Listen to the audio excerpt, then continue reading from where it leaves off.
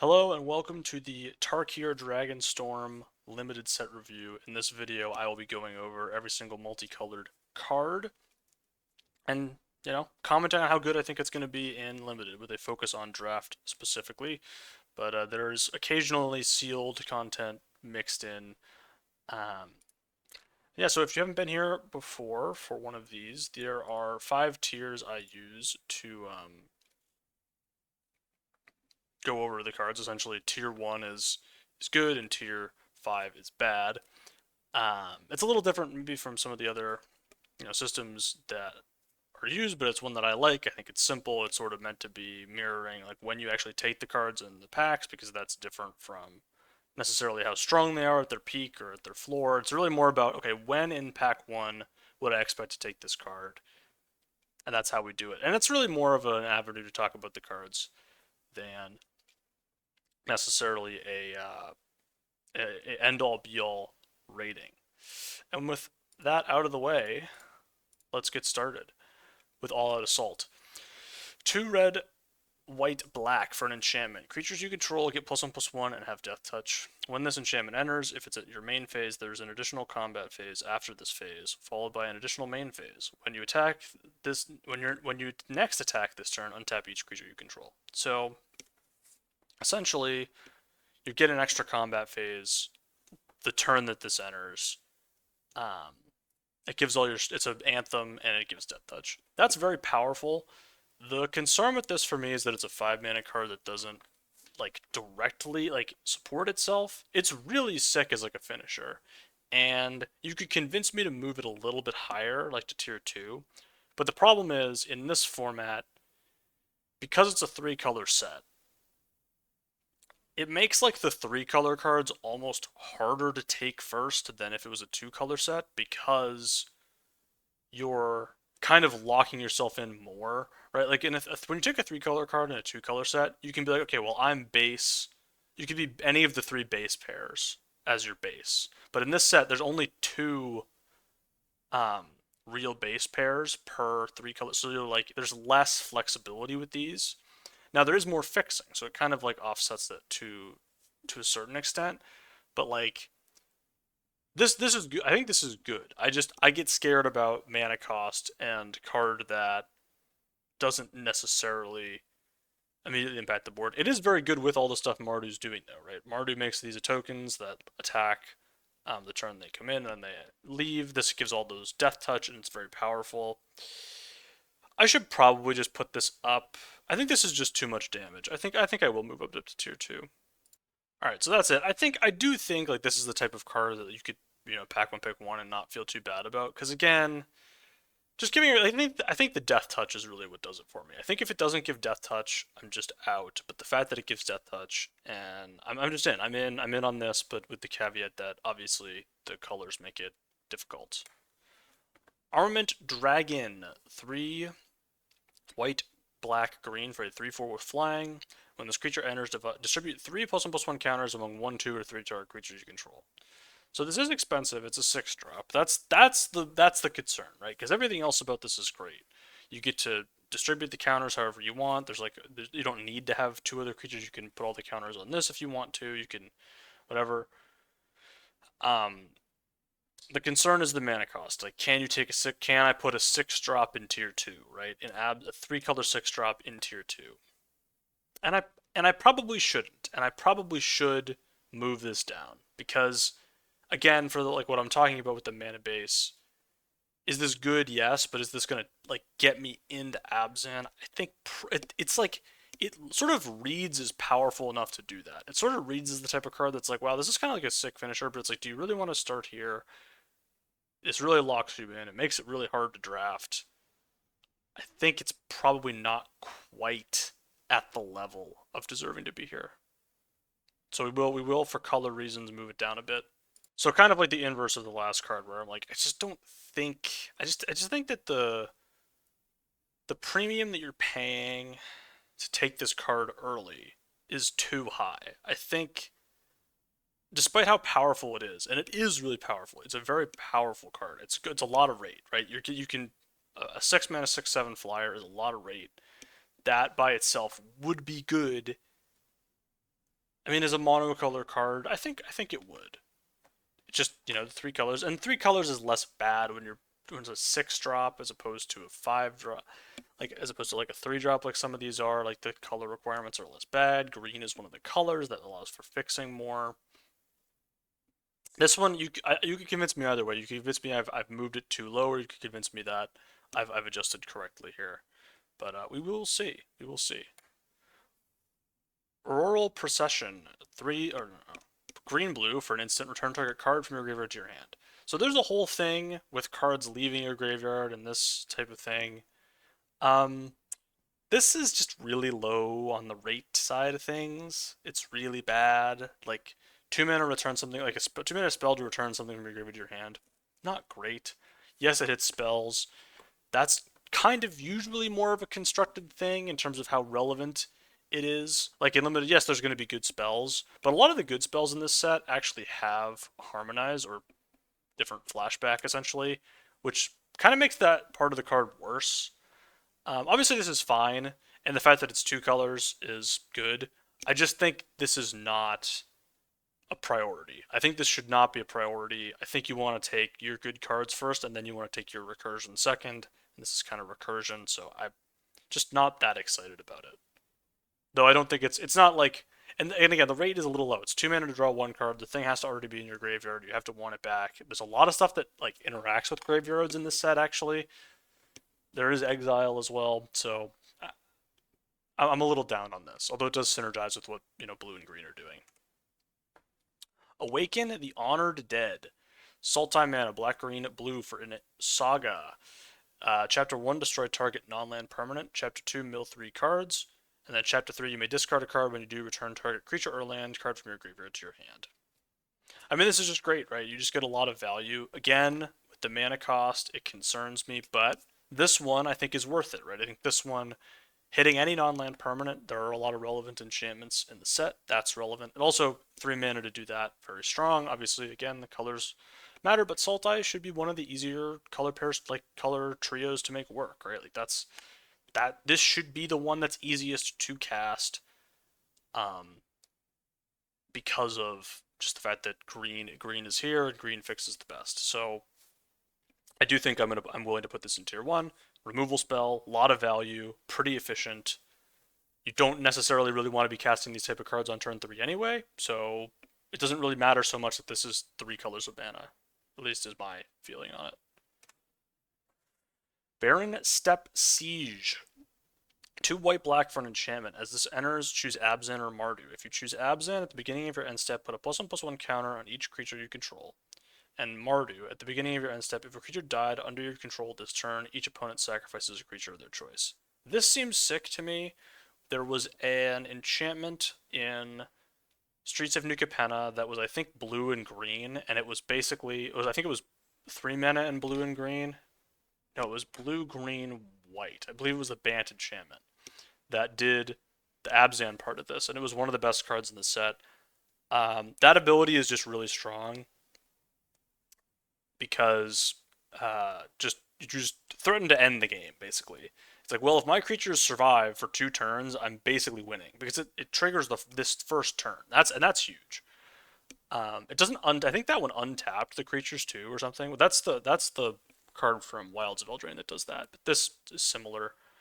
And you can also use the Mardu mode. I think in a Mardu deck, I could see using the Mardu mode because a bunch of your creatures are gonna get sacrificed. But it's really neat. You're probably just gonna click the first mode every time on this, and it's gonna be really sick. So why do I like this more than the... So this is rated a tier higher than the Death Touch thing. So 1, 2 colors instead of 3. It's a mana cheaper. It scales every single turn instead of having a static +1/+1, which is probably better. And yeah, just the color requirements. I'm in on this. I believe in this. I like this a lot. Betor, Kin to All. 2 white, black, green for a 5/7 with flying. At the beginning of your end step, if creatures you control have toughness 10 or greater, draw a card. Then if creatures you control have toughness 20 or greater, untap each creature you control. Then if creatures you control have a toughness 40 or greater, each opponent loses half their life rounded up. I mean, this is just sick, right? So it's a 5 mana 5/7 that, for all intents and purposes, is going to draw you a card at the end of your turn. I, it's really hard. I mean, you can imagine board states where it's like, well, I didn't have a 3/3 in play. But by turn 5, you cannot trade in such a way that you're going to have a 3/3 in play. Um, like, you can play to have a 3/3 in play. And then when you do, this thing, it just draws you a card when it ETBs. It's a 5/7 flyer for 5. Um, it threatens to draw multiple cards. It's hard to deal with. It's a dragon. It does it all. Yes, it's hard to cast. 5 mana mitigates that a bit. Yeah, this just looks sweet. I'm all in on this guy. Oh, I forgot to move this one down. I was going to move this one down, but we'll talk about it and then I'll do it. Bone Cairn Butcher. 1 red, white, black for a 4/4 with mobilize 2. Attacking tokens you control have Death Touch. So, the good parts about this are obvious, which are that it works with all the Mardu stuff, right? You're attacking, you're doing whatever. But at the end of the day, it really kind of is just a 4 mana 4/4 with no text on it, like no ETB and no text, which is not great. And Mardu, and again, it's a 3-color card, so you don't want to just like take this early and be like, oh, I'm getting into Mardu for this. So yeah, I'm actually gonna move that down real quick. So yeah, I've moved it down. It's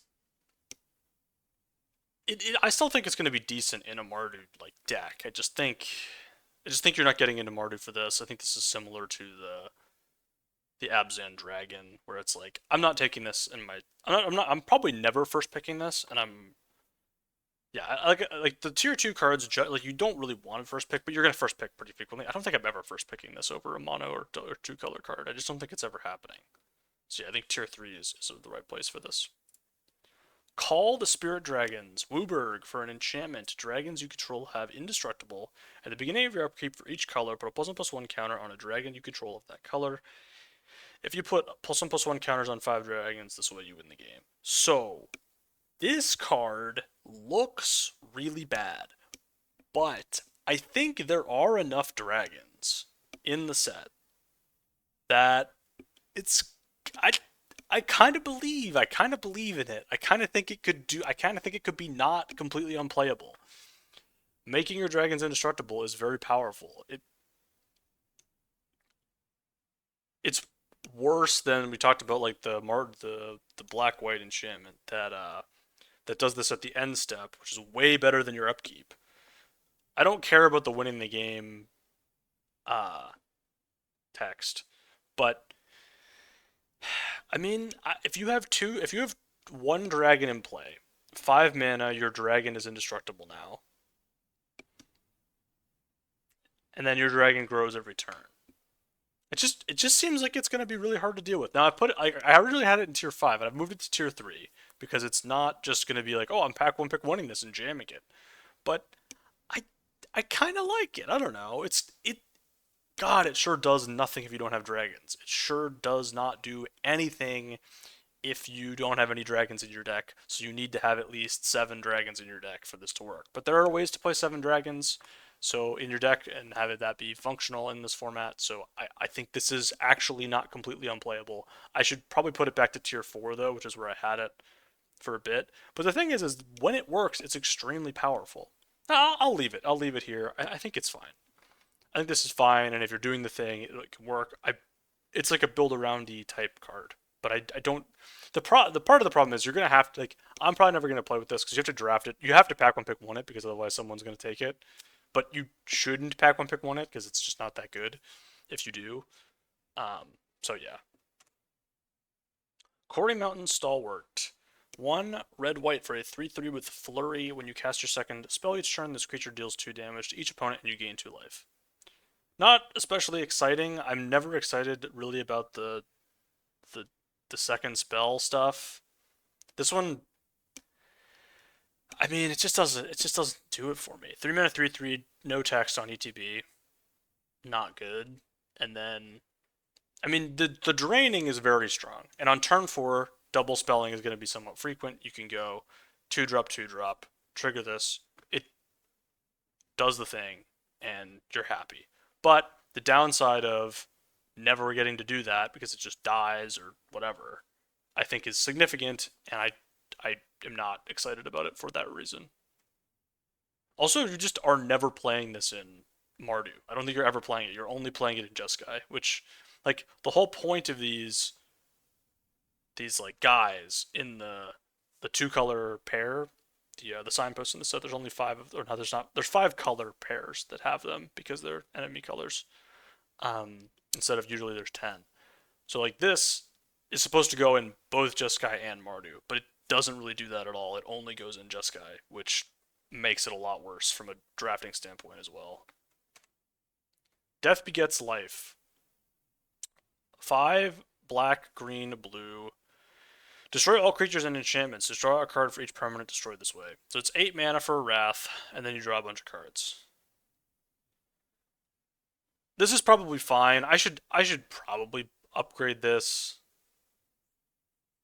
Yeah, I should. It's just, do you really want to pay 8 for your Wrath? Like, really? Do you really want to pay 8 for your Wrath? Like, your Wraths, you want to... I mean, I should bump this. I should move it up. I should move it up. My anti-Wrath bias was showing there. I was very upset. I was mad. I saw a Wrath, and I said, bad Wrath. But no, it's fine. The reason it's fine is when you reset the board like this, you want to have some sort of tangible advantage. You want to be ahead. You want that to be getting ahead in some way. So like when you're at parity and your opponent is like, well, I gotta keep adding to the board in order to not die, then this sort of plays into that where it's like, all right, well now I destroy 7 permanents, draw 7 cards, probably win the game. Because the opponent's just going to be down to like 2 or 3 cards in hand max, and then you just win. Obviously, I'm not putting it in tier 1 because 8 mana. But, I mean, the more you look at it, the more it's like, okay, well, you kill everything and then you draw like 4 cards. That's pretty unbeatable. This is one of those ones, it's pretty unbeatable, but in your opening hand, you're not going to be thrilled about it. And there are fast decks in the format, and that scares me with this. But I think it's also like maybe not quite in the best colors because the interaction you're gonna have to be getting from black here, which is concerning. But I don't know. I do actually like it, and I should respect it. I should respect it. Defibrillating current. Two in hybrid mana for the. I can't read what the mana cost on this is in a coherent way.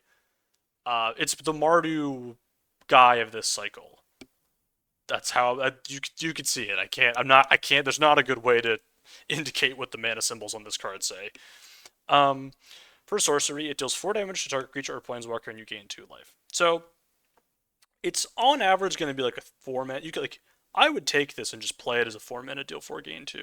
Like that's not that bad. They actually had essentially that at instant. No, that was a sorcery in DMU. But that had the buyout mode for 3 mana, which this kind of does too, and that gained 3, I believe. Anyway, this is basically that card. That card was great. Yeah, I just don't see. I can't imagine. Like you could even take this and play it for 5, and it's not a complete nightmare. Sometimes you just do it. Like sometimes you just got to do it.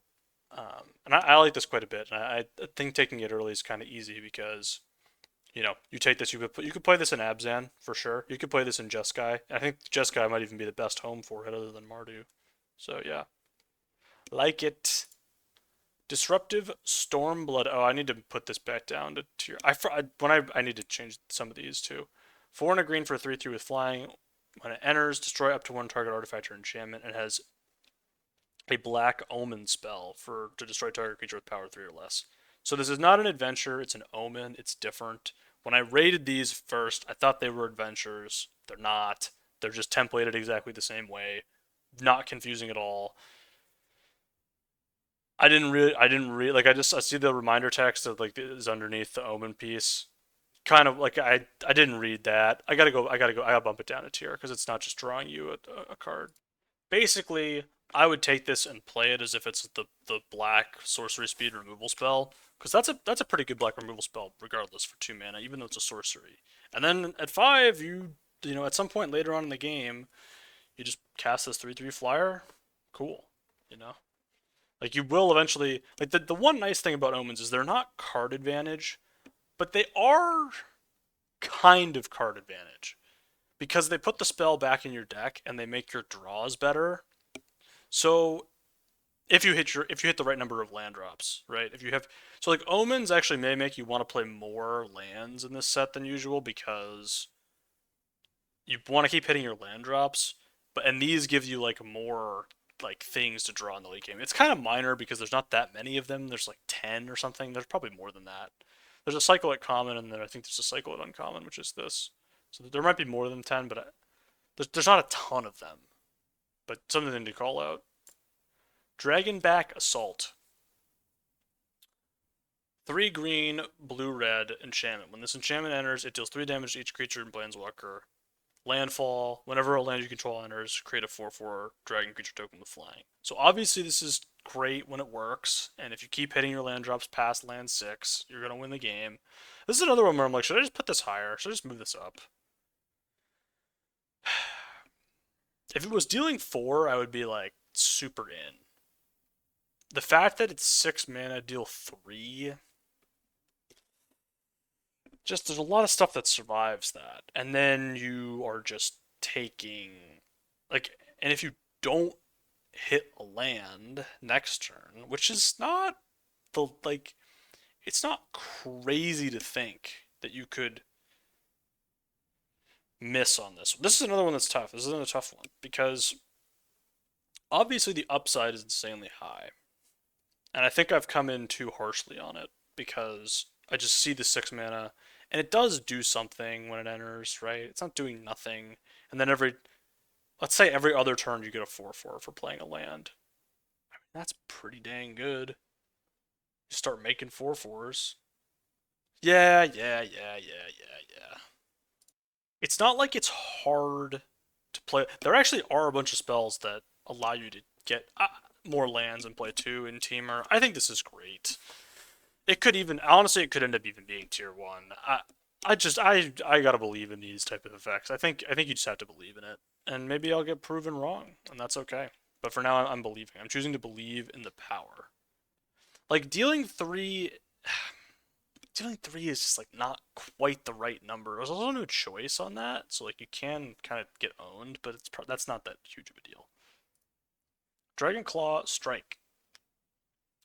It's the Teamer hybrid card. It's a sorcery, double the power and toughness of target creature you control until end of turn, then it fights up to one target creature that opponent controls. An expensive fight spell, yes, it increases the power, but it still has all the problems that normal fight spells have, and it doesn't do anything permanent, so your opponent can still chump or whatever. I'm not in love with this, but it seems fine. It doesn't provide the same flexibility as the one we saw last time did, because it doesn't, like, this doesn't play super well in Jeskai. It doesn't play super well in Sultai. It's okay in Sultai. It's better in Sultai than Jeskai. But in Teamer, it's going to be, it's going to be decent to good, but not amazing for me. Effortless Master. 2 blue red for a 4/3 with Vigilance and Menace. This creature enters with 2+1/+1 counters on it if you've cast 2 or more spells this turn. I actually need to move this down. Hold on. As it states on the slide here, multi-spelling is just tough. And this is just a 4-mana 4/3 Vigilance Menace, which is not that great. Although the Vigilance is kind of big. I don't want to. I'm never taking this before pick like 5. It's just never happening. And then like even then, I'm like, do I really want it? It's probably gonna make the deck, but I could even see some Jeskai decks this doesn't make. And this doesn't go in Teamer at all. It's so bad in Teamer. Yeah, I just don't like. I just don't think it's that great. Ishki Dragonclaw. 1 green, blue, red for a 4/4 with Vigilance, Trample, and Ward 1. At the beginning of combat on your turn, if you've cast both a creature and a non-creature this turn, draw a card and put 2+1/+1 counters on it. It's not the easiest thing to do, to be honest with you, but the rate just isn't that bad. Vigilance, Trample, Ward 1, and it's not impossible to cast to do this once. And if you do it once, you're really far ahead. You have a 6/6 that you paid 4 mana for, and it has Trample and Vigilance. and Ward 1. So I think even though there's some high cost to this, I think it's probably worth the cost. Fangkeeper's familiar. One black, green, blue for a 3/3 with flash. When it enters, choose one. You gain 3 life and surveil 3. Destroy target enchantment, counter target creature spell. I mean, this looks really sick to me. The flexibility that it gives you is extremely high. There are a lot of enchantments, as we've seen, that are very strong, so having the access to that is strong. Just 4 mana 3/3 counter target creature spell with flash is incredibly good. And if you don't counter the creature spell, you get to gain 3 and surveil 3 in a color combination that cares a lot about surveilling. Yeah, I just really like the modality on this. If you ever counter a creature spell, it doesn't just end the game, but I mean, man, it's up there. I think, do I want to move it down because of color stuff? No, I'm believing. I'm a believer in this. I'm a believer in the flexibility. I trust. Fellothar, Dawn of the Abzan.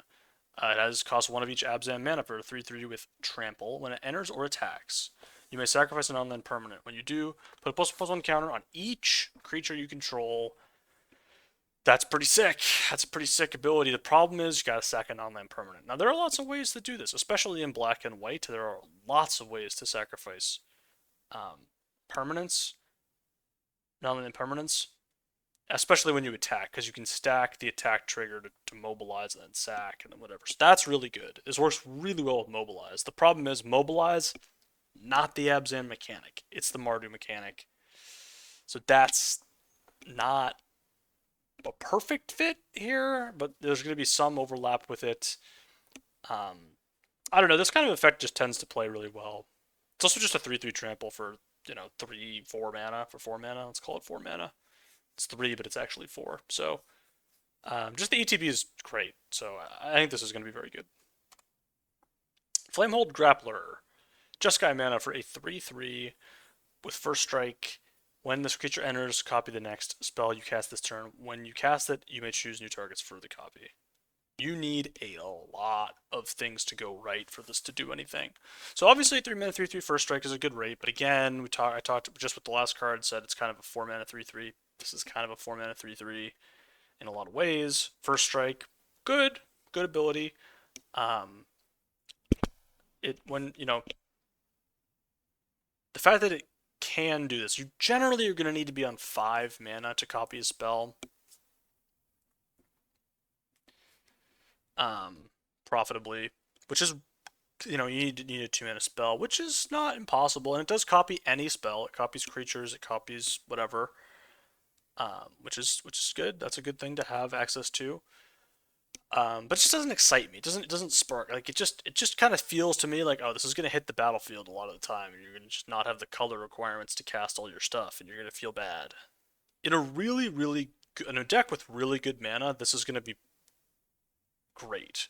In a deck with not as good mana, this is gonna be kind of medium to bad. So that's why I'm wary about this one. Frontline Rush. Red, white for an instant. Choose one. Create 2 1/1 red goblin creature tokens, and target creature gets a +X/+X until end of turn, where X is the number of creatures you control. This looks great to me. So we've seen like the 2 mana make 2 1/1s at instant speed before. Tends to be very good. This has additional upside, so I just imagine that that's going to make it even better. And it plays well in both decks. It plays well in the Jeskai deck. It plays better in the Mardu deck a little bit, but this one I would play in the Jeskai deck and be happy about. So yeah.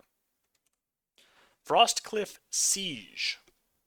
1 blue-red for an enchantment. When it enters, choose Jeskai or Tamer. Jeskai, whenever one or more creatures you control deal combat damage to a player, draw a card. And Tamer, creatures you control get +1/+0 and have trample and haste. I think the Tamer mode is probably better. I don't know. The flexibility on it, like this is one of those ones where I'm looking at it and I'm like, this could end up just being terrible. Like it could just these could just not be good enough for what you're paying. Because God, both of these modes are like enchantments that you would never play. But like if you put both of them together, it's like, well, hey, maybe one of them's kind of good. I think Teamer's probably a bit better, but I'm not excited about this. I'm not as excited about this as some of the other sieges. I think this one just feels like it's a lot more work than some of the other ones. Oh yeah, it also only works with one or more creatures, but like the Jessica Moon, the modality intrigues me, but it doesn't excite me. Glacial Dragon Hunt. Blue and a red for a sorcery. Draw a card, then you may discard a card. When you discard an unland card this way, it deals 3 damage to a creature and it is harmonized for 4 blue red. So, obviously, the looting part. I mean, this just looks sick, right? Like you're looting. It's a sorcery, so the sorcery is bad. But 2 mana removal spell. It's a looting. You have to discard a non-land to deal 3. Okay, we get it. But sometimes, later on in the game, dealing 3 doesn't matter anyway, and you can just loot 1 and get rid of a land, and that's a thing. And there's a lot of spells with Harmonize, so you can discard a Harmonized spell with this. This has Harmonize, so you can get an extra value there. It's actually card neutral if you were to cast um, both sides of it. Actually, no, you're still 1 card down, right? No, this is card neutral. Hold on, guy who can't figure out anything. No, it's card neutral because you get 1 card from the Harmonized. Yeah. So it's like a card neutral card eventually. You can just discard it to stuff. It plays really well in multiples because you can discard it to itself. Kind of good. Yeah, I don't know. It just seems strong, powerful. You're gonna play this in both of the blue-red pairs. Glacier Wood Siege.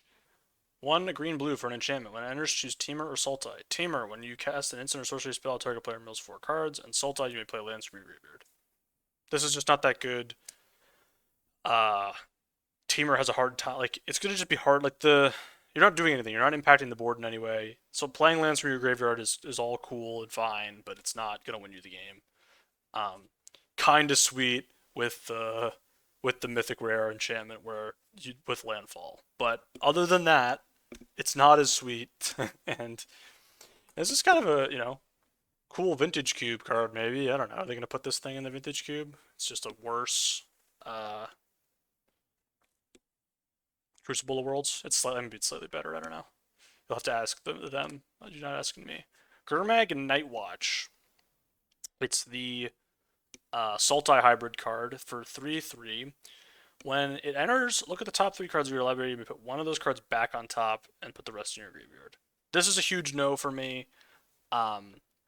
Yes, putting stuff in your graveyards is good, but paying the rate that you're going to have to pay to do this is so high. It's not that bad. I think tier 5 is probably a bit harsh. Like, I think you probably would play this in a Sultai deck. I'm just never playing this in a Teamer deck. I'm never playing this in a Abzan deck. I'm only playing it in Sultai. And so essentially, I'm never picking this above anything else in a pack. I'm never doing it. So I think that's why I have it in tier 5.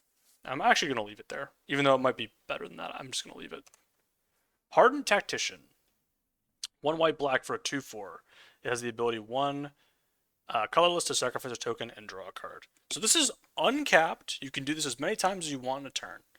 And you can do it on your opponent's turn. Now, it doesn't hit. It's not every creature, right? It's not every creature. It's only tokens, and there aren't really a ton of treasures in the set. I don't think there's any treasures. I'm sure there's something, but there's not. It's not a theme. So it's really going to mostly be the mobilized tokens. But I mean, turning your mobilized tokens into cards for 1 mana is crazy good. That's insanely good. It's a 2/4. It blocks pretty well. Gonna be tough to deal with. 4 toughness. Dodges some removal. I don't know. I mean, this looks really strong to work with. Yeah. Hollow Musk Siege. I have left an additional bullet point for this for some reason, and I'm sure we'll get to figure out why in a moment. Green black for an enchantment. When it enters, choose Sultai or Abzan. Sultai, whenever a counter is put on a creature you control, draw a card. This ability triggers only once each turn. That's insanely good. Whenever you attack, put a +1/+1 counter on target attacking creature, gains menace until end turn. That's also very good. This is 2 mana. Yeah, so both of the modes on this are really strong, right? You're just getting an insane rate The fact that you can go like, okay, well, on turn 2 I'm gonna go Sultai, and then on turn 3 play something, put a counter on it, draw a card, and then just do that for the rest of the game. That's pretty hard to beat. And then on like turn 5 you can go, all right, well I draw this, and then I'm like, all right, well I'm already on board, so I could just go Abzan, menace attacker every turn. That's sick. I don't. It's not even clear to me. Like if you're gonna play this enchantment on turn 2, it's not even 100% clear to me which of the modes is better. It's gonna depend on your deck. Um, but yeah, I mean just looks crazy good. Host of the Hereafter. 2 black green for 2/2. This creature enters with 2+1/+1 counters on it. Whenever this creature or another creature you control dies, if it had counters on it, put its counters on up to one target creature you control. This ability just never works. So there's a lot of things in this set where I'm like, you gotta prove it to me. You gotta prove to me that you can work. The 2 spells in a turn archetype doesn't usually work all that well. The counters, the moving counters around when stuff dies, doesn't usually work all that well.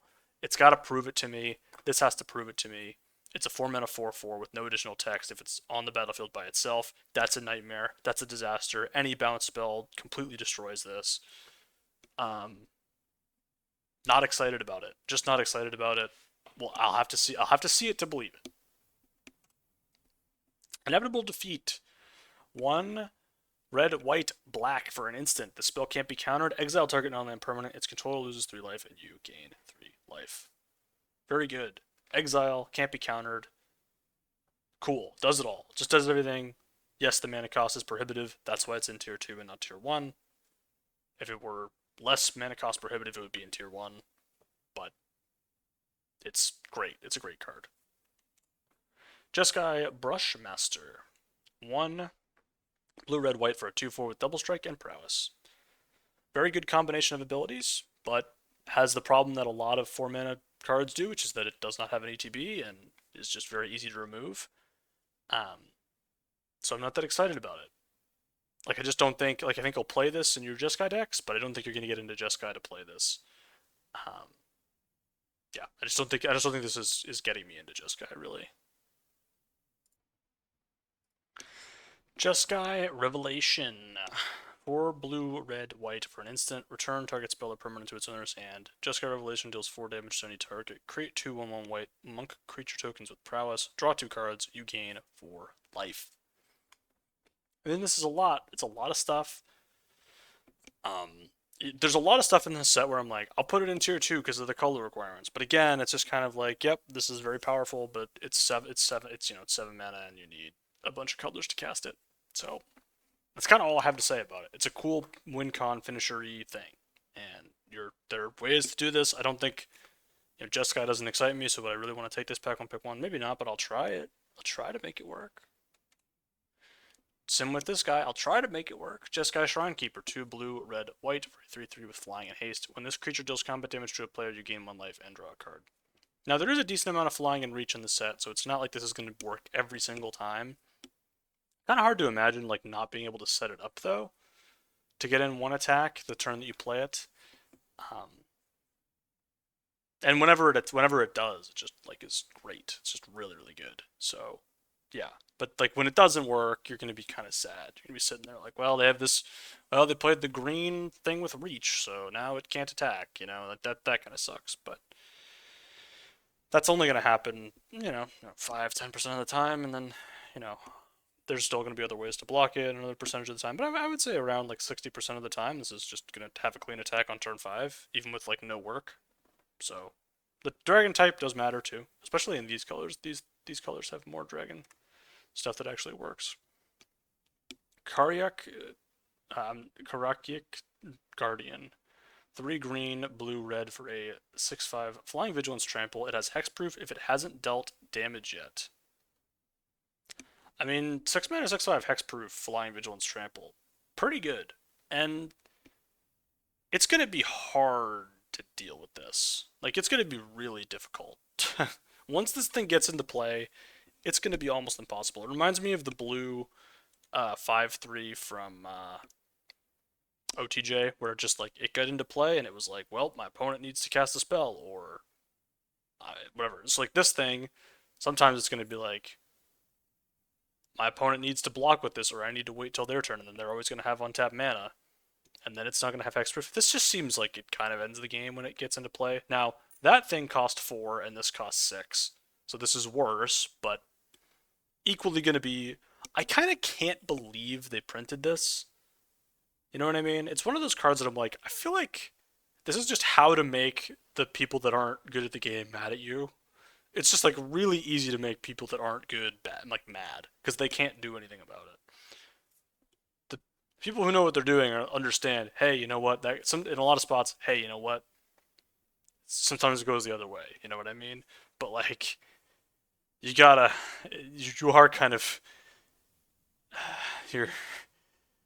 I don't know. I don't know. This is the card I wouldn't have printed probably, but I like it. I wish it was Shroud instead of Hexproof. This is the exact spot that when I talk about like, can we please use Shroud instead of Hexproof? Sometimes this is the spot that I'm talking about using it, where it's like, hey, this thing's really cool, and it's actually really kind of interesting, the Shroud thing, because then you could like wait, you could like have these weird interactions where like it can't do. I don't know. I don't know. I don't know. That's just my 2 cents. Shroud would be really, way more interesting on this card than Hexproof. Karu Goldkeeper. 1 black, green, blue for a 3/3 with flying. Whenever one or more cards leave your graveyard during your turn, create a treasure token. It's not tapped, by the way, interestingly. And it has a renew for 2 green, blue, white. Green, black, blue. For some reason, I can't read or see, I guess. Exile this card from your graveyard, put 2+1/+1 counters and a flying counter until your card creature activates when it uses a sorcery. So this is a lot of value. It's probably better to mill this card than to actually cast it. I should move it up. It's only like this one. I feel like this one excites me more in terms of like getting into the color. This one, once I'm already Sultai, I'm thrilled. I'm gonna play it because it's good. But there's bounce, there's other stuff. 2 counters is a lot. It's 5 mana. Oh, sorcery speed. It's not a huge cost. It's making treasures. That's good, but it's so removable. But maybe it's not that removable. Maybe at the end of the day, we look at this and we say, okay, if they remove it, I'll just make something else big. It's just I always get scared of like too much of that. I don't know. I'm keeping my expectations lower on this, but I'm keeping an eye. We're keeping an eye on it. Kin Tree Severance. This is kind of what I was talking about. It's the Abzan hybrid card. It is an instant exile target permanent, mana value 3 or greater. So that hits, all the stuff you really care about. Like anytime you were going to cast something for 4, which is kind of what this costs. You're going to cast something for 4 mana to exile something. You're probably only really going to want to exile stuff that is mana value 3 or greater anyway. So this is not as much of a downside as it may look like. It does come up 2-drops. There are some 2-drops you're going to want to deal with, and there's some weird stuff that always comes up. But this is just a great removal spell, and you're going to play it in pretty much any deck. Like paying 5 for this wouldn't be the craziest. It just wouldn't. It just wouldn't be the craziest. Kishla Skimmerer. Green, blue for a 2/2 with flying. Whenever a card leaves your graveyard during your turn, draw a card. This ability triggers only once each turn. So you can draw 1 card per turn. It's just a 2-mana 2/2 flyer. That's a good rate. This is great. It goes well in blue-green. It goes well in Sultai. It goes well in Teamer. Perfect. This is a perfect signpost card to take early and be very happy about in this format. This is exactly what you want to be doing. Codis the Fangkeeper. 1 black, green, blue for a 2/1 with indestructible. Whenever it deals combat damage to a player, exile the top X cards of their library, where X is the amount of damage it dealt. You may cast any number of spells with mana value X or less without paying their mana costs. Oh, you can't even. Oh, I didn't even know. I already thought this was bad. I already thought this was bad, but you actually can't cast spells that are more expensive.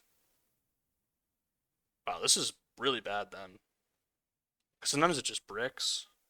Just bricks like 40% of the time. Something like that. Maybe even like 50% of the time just bricks if it hits, which is not even going to do all that often. We could just move this down to tier 5. I don't think I don't want to put it in tier 5 because it is an indestructible blocker for 4. So it isn't the worst. Like you could play it in like a Sultai deck. But I'm probably not looking to play it. Lie in Wait. Sultai, 3 Sultai mana for a sorcery. Return target creature card from your graveyard to your hand. Lie in Wait deals damage equal to that card's power to target creature. This is good. The problem with it is it's just kind of like not always gonna do what you want. Like it's like, oh, I want to return my thing that deal is a 3/3, and my opponent has a 3/4 in play or a 4/4 in play. And it's like, well, I really want to return the 3/3, but but it doesn't deal with the four. So it's just there's these like weird like interactions where like I don't think this maybe is as good as it reads. Maybe I'm being too harsh and saying, okay, well, at least you're going to be able to remove something from theirs if you return something, and that's likely true. You don't care so much about casting this on 3, so it being like 3 colored mana isn't that bad. But I don't think I would want to take this to like get into Sultai. Lotus Light Dancers. 2 black, green, blue for a 3/6 with lifelink. When it enters, search your library for a black card, a green card, and a blue card. Put those cards into your graveyard, then shuffle. So with Harmonize existing, I can't imagine this doesn't draw you at least 2 cards in some capacity. And sometimes it just puts something big in there. I don't know. This isn't going to be great. It's a lifelinker for 5. It's hard to remove. Kind of just does it all. Like this really enables all of your things. And it's just going to be really hard to deal with. Mammoth Bellow. 2 green, blue, red. Sorcery. Create a 5/5 elephant creature token. Harmonize. 5 green, blue, red. This just looks unbelievable to me. You spend 5 mana, make a 5/5. Then, next turn, spend 3 mana and tap your 5/5. Make a 5/5. Pretty good. I don't know. It looks pretty good to me. That sounds good. If you have 8 mana and top deck this, you can actually do both on the same turn because it doesn't. The harmonized cost doesn't require the creature to not have haste or whatever, or there's just summoning sickness doesn't matter. So I don't know. That's yeah. No, actually, you can. Yes, you can actually go like play a 4-drop on turn 6, and then tap the 4. Let's say it's a 4/4, and then tap that and cast the backside of this. I mean, that's just unbelievable. So, I mean, this just looks insanely good. I don't, because sometimes you mill it, sometimes, like whatever, just insane. The raid is just crazy good. 5 mana for a 5/5 is okay, but the fact that you're getting 2 of them on 1 card, that is also a spell. Just really good. Just really, really insane. Mardu Siegebreaker. Tier 1 might be a bit much for that card, but I don't care. I'm putting it there whether it's right or not. I'm going to draft that card. I'm going to put that card in my deck. Mardu Siegebreaker. 1 red, white, black, 4/4, death touch, haste. When this creature enters, exile up to 1 other target creature you control until this leaves the battlefield. Whenever this creature attacks, for each opponent, create a tap token that's a copy of the exiled card attacking that opponent. At the beginning of your end step, sacrifice those tokens. So basically, this takes away your creature on defense to get to re-trigger its like ETBs every turn and have it attack. Kind of a weird ability that is ultimately probably not going to be that amazing, but in some spots is going to just completely end the game. It's probably better than it reads in a lot of spots, but I don't think it's like insane or anything. It is really insane with the thing that draws a card in white, which is really good anyway. But yeah, I mean this is good, but again, I don't think I'm so excited about it that I want to get into Mardu for it on Pack 1 Pick 1. Marshal of the Lost. 2 white, black, 3/3, death touch. Whenever you attack, target creature gets +X/+X until end of turn, where X is the number of attacking creatures. Yes, it works on turn 4. It's really small for a 4-drop. Yes, it has death touch. Kind of wish it was a 2/4. I would probably be more interested in it if it was a 2/4. It's only the number of attacking creatures, which is kind of a huge downside.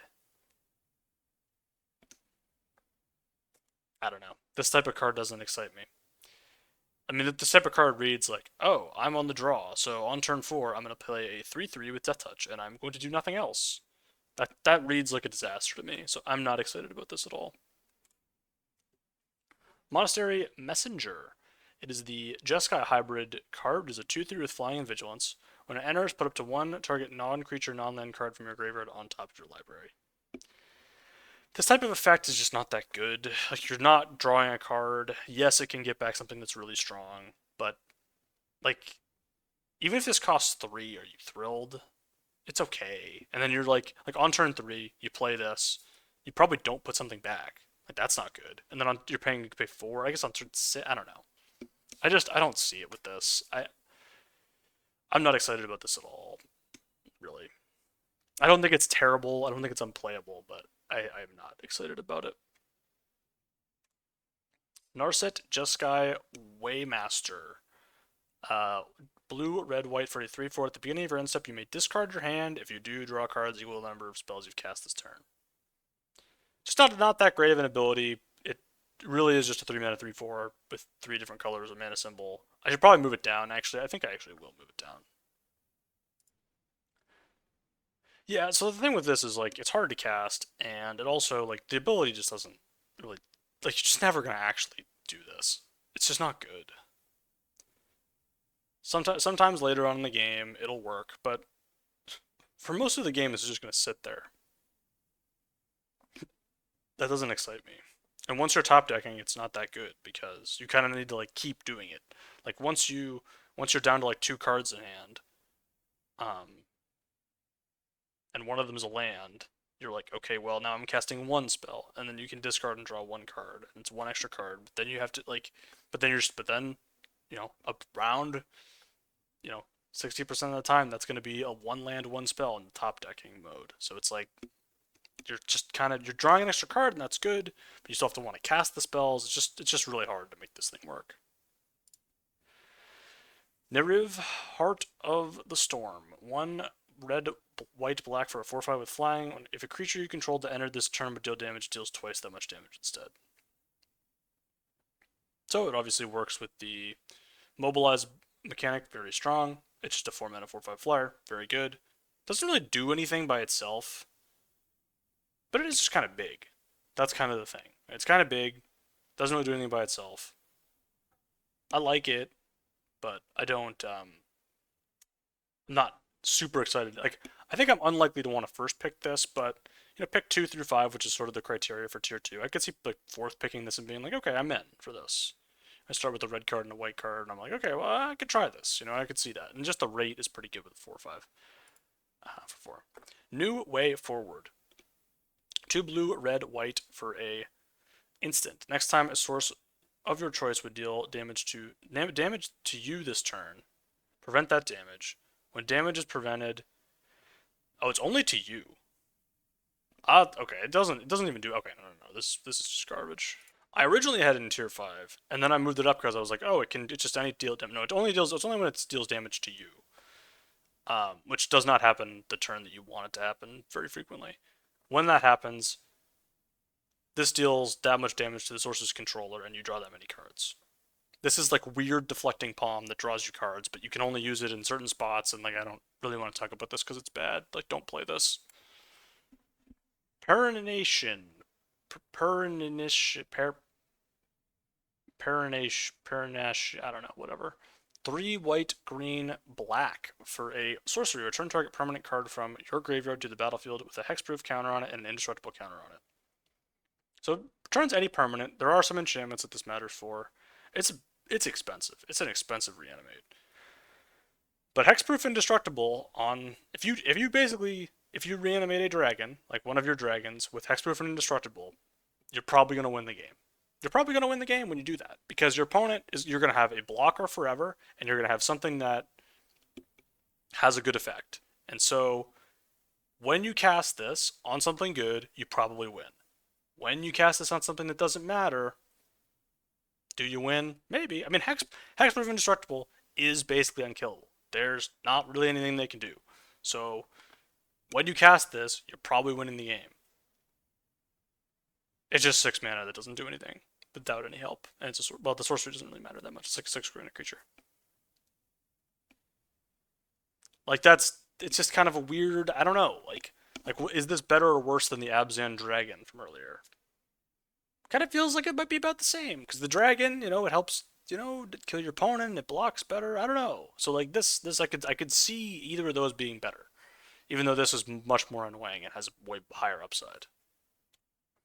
Purging Stormblood. So it's a 4 and a black 4/4 flyer with ward, pay 2 life. When this creature enters, remove all counters from up to one target creature.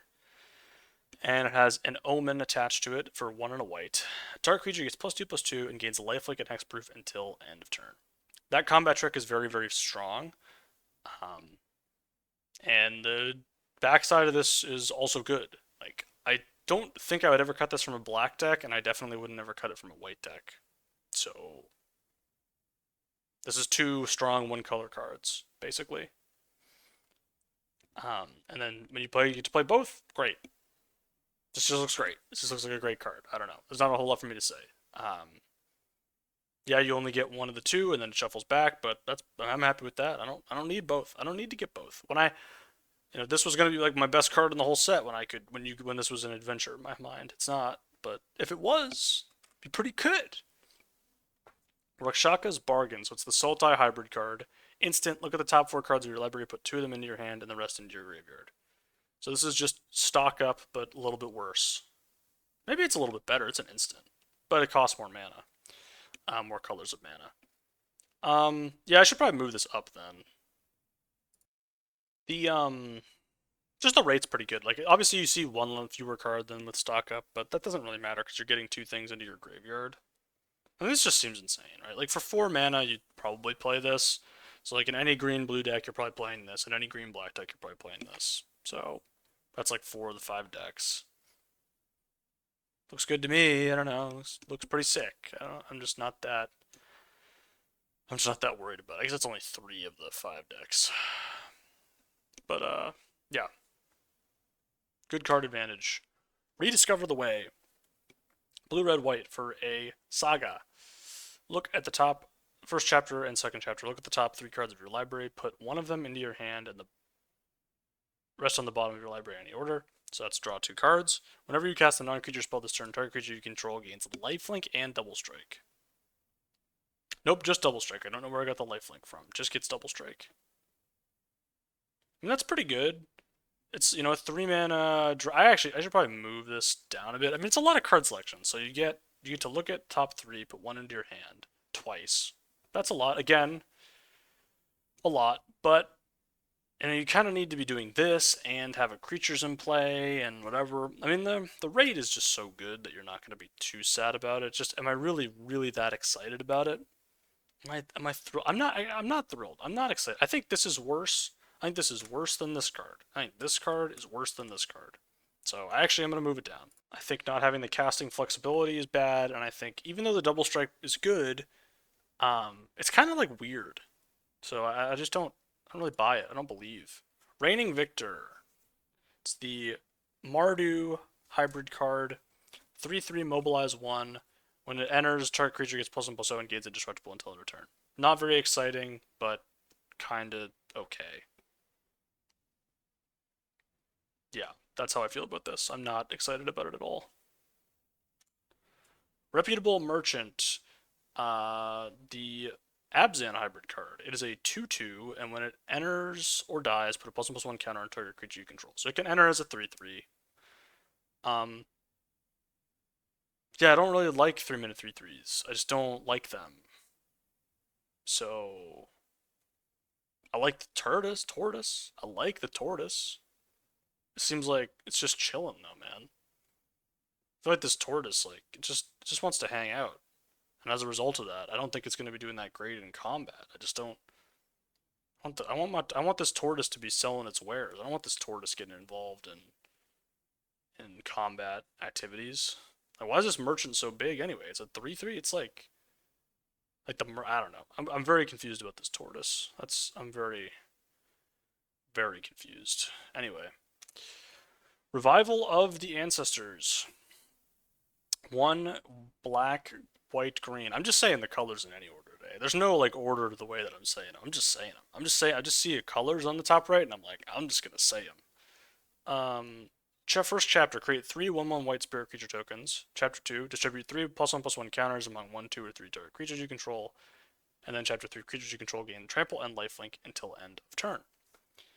So, yeah, this is just a lot of rate for 4 mana, right? You get 3 tokens, and then next turn you get 3 counters. That's 6/6 worth of stats for 4 mana. Then the turn after that you get trample and lifelink.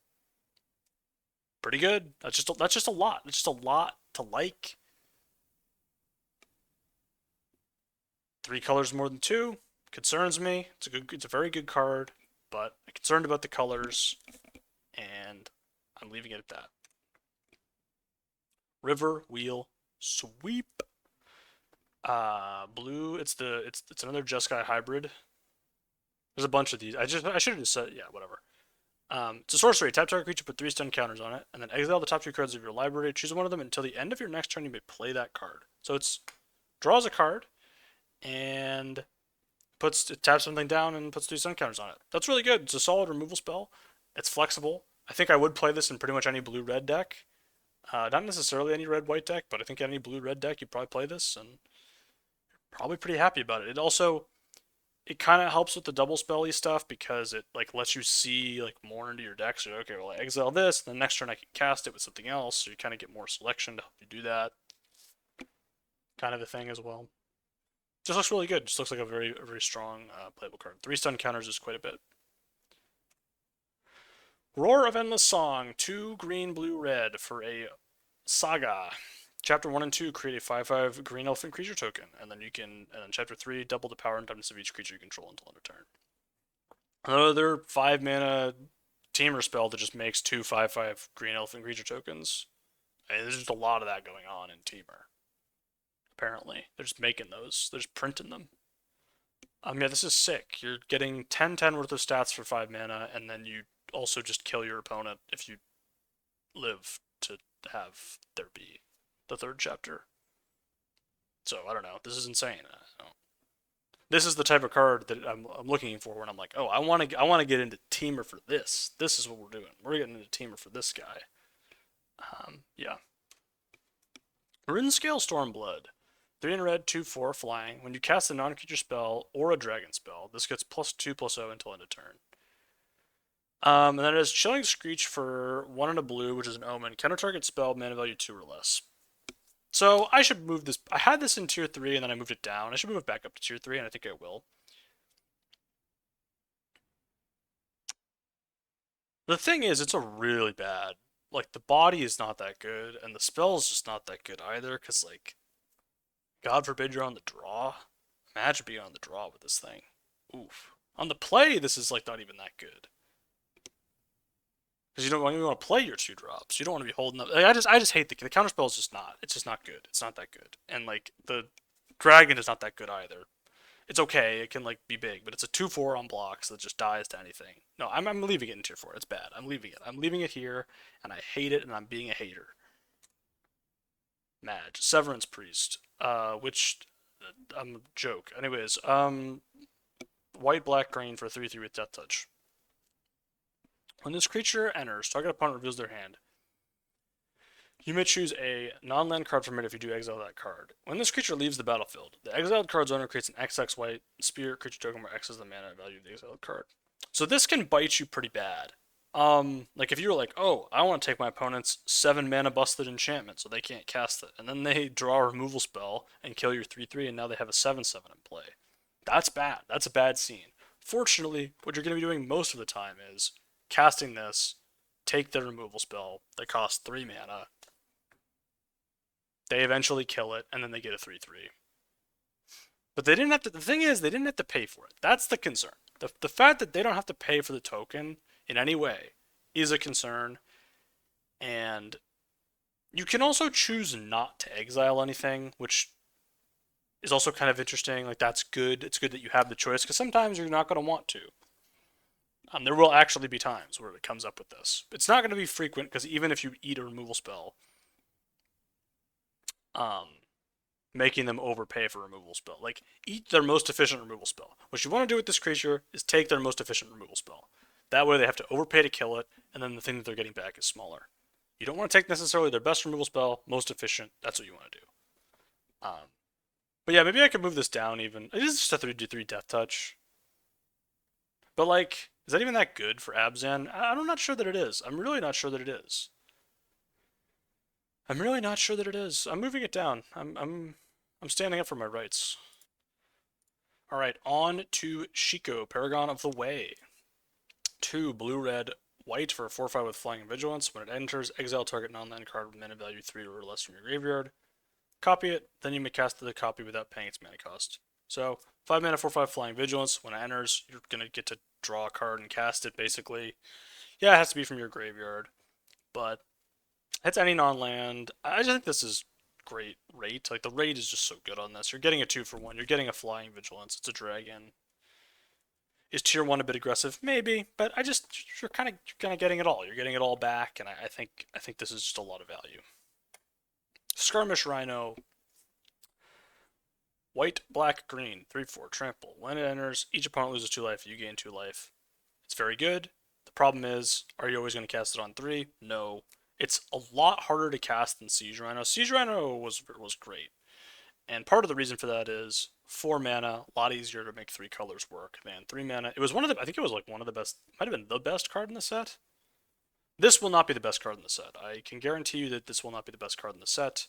Cards have gotten more powerful, and um, the one thing that this does do is wear counters well, but it doesn't actually enable any of the counter stuff, which is kind of weird because like the whole like Abzan thing is really about counters, and this doesn't really do that at all. It like wears them okay, but it's good. It's a good card. I just don't know. Am I pack one pick oneing a Skirmish Rhino ever? Probably not. Am I pack one pick threeing a Skirmish Rhino? I'm not thrilled about it. I'm really not thrilled about it. I think I see Skirmish Rhino and I see like some other stuff, and I'm like I would take the draw spell, the Sultai draw spell, I think over Skirmish Rhino, and that's why I think I put it here because the Sultai draw spell you can cast into it like it's just more flexible, whereas this is not flexible at all. Songcrafter Mage. Green, blue, red, 3/2, flash. When this creature enters, target instant or sorcery card in your graveyard gains harmonize until end of turn. Its harmonize cost is equal to its mana cost. So this is really sweet for a couple of reasons. One, this can help pay the harmonize cost, which is really cool. So it comes in, pays the harmonize cost, makes your spell cheaper. You can cast the spell at instant speed if it's an instant. What this works really well with is the blue like 2 mana counter spell. That's kind of sick with this because on 4 you can go like, all right, well, hold this plus that up. They play a thing, you counter with this. You have a 3/2 in play that counter to spell. That's kind of dream. Works with removal. Works with just everything. It does it all. This does it all. I really like it. There's some awkwardness with the fact that some of your spells already have harmonize. A lot of your good spells already have harmonize. That is true, but whatever. There's still going to be plenty that don't. Sonic Shrieker. 2 red, white, black for a 4/4 with flying. When it enters, it deals 2 damage to any target and you gain 2 life. If the player is dealt damage this way, they discard a card. This is great. This is a great card. This is a reason to get into Mardu. I mean, this looks insane, right? It's a dragon also, which matters a little bit. Sometimes you make your opponent discard their last card. They instantly concede because that's how that goes usually. And sometimes you just kill their creature. So I don't know. Seems good. You're getting your value here. Stalwart Successor. 1 black green for a 3/2 with menace. Whenever one or more counters are put on a creature you control. If it's the first time counters have been put on that creature this turn, put a +1/+1 counter on that creature. So 3 mana 3/2 menace is kind of a weird stat line we almost never see. So it's kind of hard to compare it to things, but it doesn't seem too bad. 3 mana 3/3 menace is actually like pretty good. Sneaky good, aggressive stat line, hard to block. 3/2 is not meaningfully worse. There are a lot of things that do counters. Obviously Abzan it works with. The concern is like, is Sultai really going to want this? And I don't know if Sultai is really going to want this. It kind of seems not the best to me there, and it seems okay. I'm just not that excited about it. Teamer Battle Crier. green, blue, red for a 4/3. During your turn, spells you cast cost 1 less to cast for each creature you control with power 4 or greater. So, spells you cast cost 1 less to cast, at least when this is in play. That does matter, but it probably matters less than I'm giving it credit for. It is a 4/3. No ETB, just dies. I'm gonna bump it down. I'm bumping it down. It's good with harmonized stuff. It's good with the harmonized stuff, and you can make your stuff really, really cheap sometimes. But I think a lot of times it just kind of dies. So, yeah, not that excited. Teamer Tawny back. Teamer hybrid card for 4. It's a 4/3. When it enters, draw a card, then discard a card. Yeah, I mean this is a solid like value-y type card, and sometimes it costs 3. Like this card might be better than this card. It wouldn't surprise me. I think they deserve to be in the same tier for that reason. This one's more flexible. I think a pack one, like genuinely, I might pack one pick one this over this. I think I might. I really think that I might do that because this is just more flexible, and that matters so much in this type of format. So yeah. Teval, Arbiter of Virtue. 2 black, green, blue for the 6/6 flying lifelink. Spells you cast have delve. Whenever you cast a spell, you lose life equal to its mana value.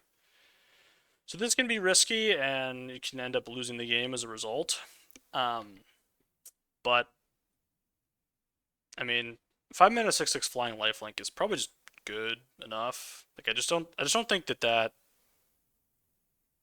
like yeah, you gotta lose life equal to your spell's mana value, and that sucks. But I mean, 5 mana 6/6 flying lifelink seems like it's gonna end the game pretty fast. So I don't know.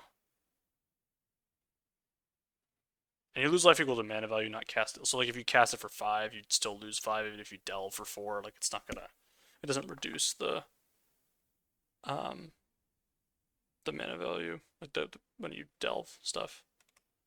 Thunder of Unity. Red, white, black. Saga. Chapter 1, you draw 2 cards, lose 2 life. Chapters 2 and 3, whenever a creature you control enters this turn, each opponent loses 1 life and you gain 1 life. So this is kind of like a 3 mana draw 2, lose 2, which is not great. But, you know, those 2 chapters there, that's, you know, could gain you like 6 life. It's pretty good. I mean, that's pretty dang good. Drain your opponent for 6, gain 6. I should move this up. I should move this up a bit. I mean, I just think that if you have 2 creatures enter, you get your life back, and you drain your opponent for 2. And you're probably gonna have more than 2 creatures enter on average. So you're probably I think 4 is close to like the average drain on this. And I think that's probably good enough. I think that's quite good. I think that's quite good. So yeah, I believe in this. Yeah.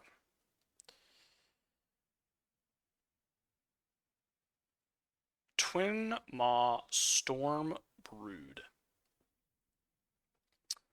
6 mana, 5/4 flying, 5 and a white. When it enters, you gain 5 life. And it has the Omen Charring Bite for 1 and a red. It deals 5 damage to target creature without flying. That's great. That's just 2 very flexible card. Good removal spell, and then eventually maybe you cast it as a flyer that gains you a bunch of life. Both of the sides of this card are excellent, and you play that. I would take this very highly and play it in any red deck, and I wouldn't necessarily play it in any white deck, but any red deck I would play this, like any of the red decks. So yeah. Ernie the Song Unending. 5 red, blue, green for a 10/10 with flying, protection from white and black. When it enters, it does X damage divided as you choose among any number of target creatures and or planeswalkers your opponents control, where X is the number of lands you control. So it's going to deal at least 8 on average. So yeah, this just ends the game the second you cast it. It just completely wins instantly. So yeah, I mean, I don't know. It's a 10/10 flyer for 8 that kills like 3 creatures when it enters the battlefield. And it's in Teamer, so it's easier to ramp into it. Looks good to me. I don't know. Looks really good. Looks really, really strong. Whirling. I forgot to. Oh no, this is when I forgot to update. Very embarrassing. So yeah, it's a 5 mana 4/3 with flash and flying. You may cast sorcery spells and dragon spells as though they had flash. Not really that excited about that. And then I have the Omen for 2 and a green to put 3+1/+1 counters on target creature you control. So this isn't great because the Omen isn't that great and the creature isn't that great. Neither of the sides of the card are very exciting. And it's just kind of like why would I play this? It doesn't really, it's not really all that flexible because like the cards both just aren't that good, and I just don't really, I'm just not that interested in it, to be honest with you. I think it's the worst Omen card probably in the whole set. I don't know if that's true. I'm sure one of the commons is probably worse. Windcrag Siege. 1 red, white for an enchantment. When it enters, choose Mardu or Jeskai. Mardu, if a creature attacking causes a triggered ability of a permanent you control a trigger, that ability triggers an additional time. Jeskai, at the beginning of your upkeep, create a 1/1 red goblin creature token. It gains lifelink and haste until end of turn. This looks pretty good. I mean, it's fine. I don't think it's amazing necessarily because the Mardu mode really only wants to be done in Mardu, and the Jeskai mode, I'm not even sure how good it is in Jeskai. It seems fine, but not amazing. Yes, the token stays around, it doesn't get sacrificed, and it has lifelink, but it only gains lifelink until end of turn. So like, you have to have a good attack. If your opponent's got blockers, that's not great. And it's kind of below rate. Like 3 mana don't do anything, and then you get to start making guys that gain you life, which is good, but it's just kind of slow, and if the opponent can block it, it scares me, it concerns me. Yathen Roadwatcher. 1 white, black, green for a 3/3 scout. When this enters, if you cast it, mill 4 cards. When you do, return target creature card with mana value 3 or less from your graveyard to the battlefield. Yeah, I mean, this is going to be a value card. It's going to pretty much return something fairly frequently, I would guess, in Abzan. Milling 4 is great too. It's kind of weird because it's not a countery thing, and Abzan wants to do. I don't know. Abzan's kind of just this weird spot in general where it's like in between these things. But yeah, I mean, I imagine this is just going to be great value. It doesn't. It doesn't like. I'm not jazzed. I'm not like, oh man, I opened this. I'm thrilled. But it's pretty solid. Like I could imagine taking it. And the final multicolor card, Zurgo Thunder's Decree. Red, white, black for a 2/4. Mobilize 2. During your end step, warrior tokens you control have. This token can't be sacrificed. So basically, it attacks with Mobilize 2, and then you get to keep the tokens that it makes. And it get to keep all tokens that you make when this is in play, which is really sick. But then, eventually all of them die. But they don't die instantly. They die whenever you're... So, like, the tokens survive. So, like, this turn, your turn ends, then your opponent kills this on their turn. The tokens still stay around until your next end step, I believe. Oh no, it's at the next end step. Ooh. Oh wait, it's also only... It's during your end step? Okay, no, now I'm confused. No, okay, let's try to figure this out. You only sacrifice them. The sacrifice trigger only happens once, so you just get to keep them. You just get to keep them forever. If you don't sacrifice them the first turn, you just get to keep them. That's sick. So you could go red. There's the red 2-drop common into this. That's, I mean, you're already off to the races there. Now, obviously, your opponent can just block the 1/1s, but then they're taking a bunch of damage from the things that are attacking them every turn. This looks pretty sweet to me. Yeah, it doesn't do anything, but it's a 3-drop, and you know you could play it on like turn 5, and you have 2 mobilized creatures in play, and then you're just getting to keep your guys. This looks pretty sweet to me. And that's it for the multicolor section of the set review. It's, I think, the longest set review episode I've ever had. Maybe not, but it's a long multicolor section.